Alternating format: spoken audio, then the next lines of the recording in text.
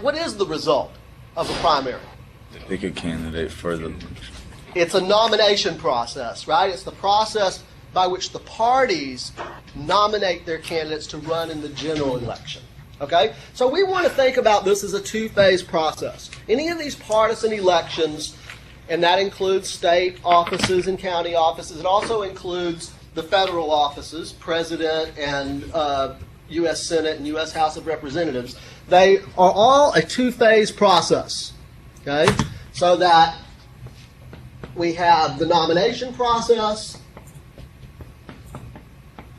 and then we have the general election.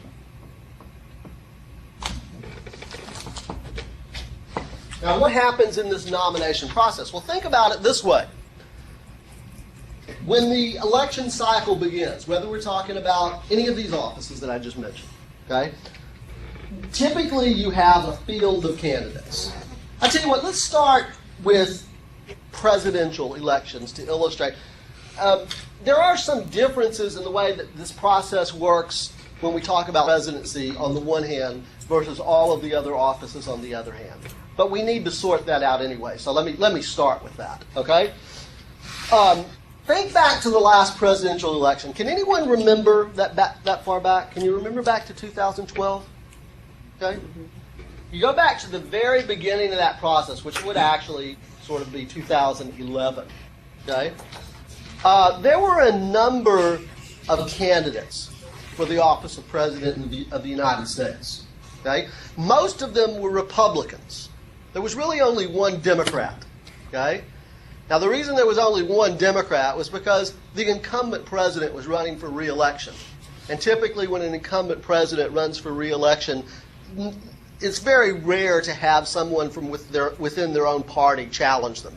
Okay? It happens occasionally. There are some very notable examples of that. Maybe we'll talk about that here in just a second. But certainly in 2012, Barack Obama was running for re-election, and there were no Democrats that were interested in challenging Barack Obama.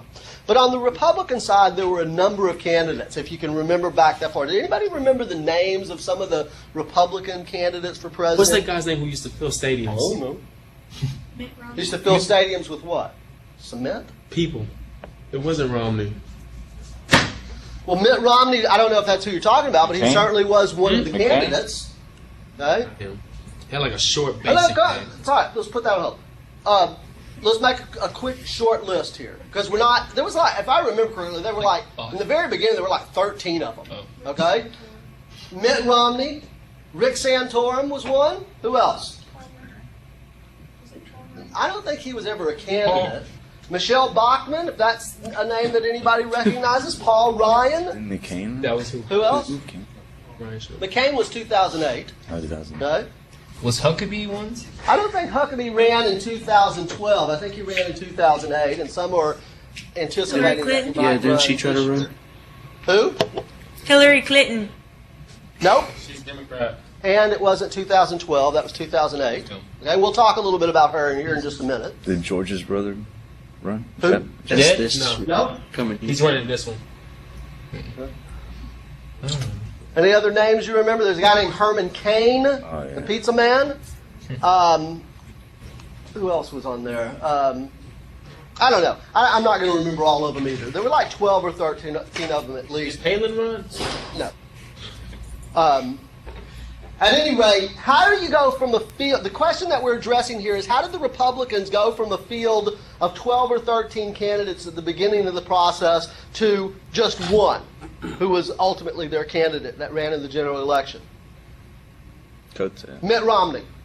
Okay, Mitt Romney ended up being the Republican nominee, right? So how did you go from a field of 12 or 13 candidates to just Mitt Romney? Now, that's the process we want to talk about here for just a little bit, okay? Although bear in mind that technically the Democrats went through that process too. Okay, there just was not a credible candidate. I don't know if there literally were no Democrats that were seeking the Democratic nomination in 2012, but there were none that were credible, okay, that we would have paid any attention to. Okay, but that again, that's just a consequence of the fact that you had an incumbent president running for re-election. Okay, so let's stay with the Republican side for the time being. All right, so what happens in this nomination process? Well, there are, see if I open this up. I'm not sure if I did. Yeah, I did. This is a two-phase process. Okay? This nomination process has two components. When we talk about presidential elections, the comments that I'm making right now are specific to presidential elections. Now, why am I talking about presidential elections in a Texas government course? It's maybe a question that occurred to somebody. Isn't this something more for 2305? Well, yeah, we do deal with this in 2305, but the reason I'm talking about it here is because under our Constitution, the states run elections. Okay? And so this process, as we'll see, varies from state to state, and we're going to see how the presidential election process works in Texas specifically. Okay? So this has two components. First of all, a series of state-by-state primaries and/or caucuses. And these typically occur in the first half of the presidential election year. So in the first half of 2012, the Republicans and the Democrats were going through this process, although it was a foregone conclusion on the Democratic side. Okay? But on the Republican side, there was a lot of activity. Okay?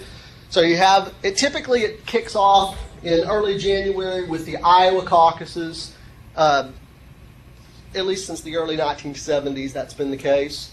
The Iowa caucuses are the first, and then shortly after that, the New Hampshire primaries, and then you move to a bunch of states that occur on Super Tuesday, so-called Super Tuesday, and then there's another, block of states that come. But by June, that whole process of all 50 states holding their primaries and caucuses has concluded.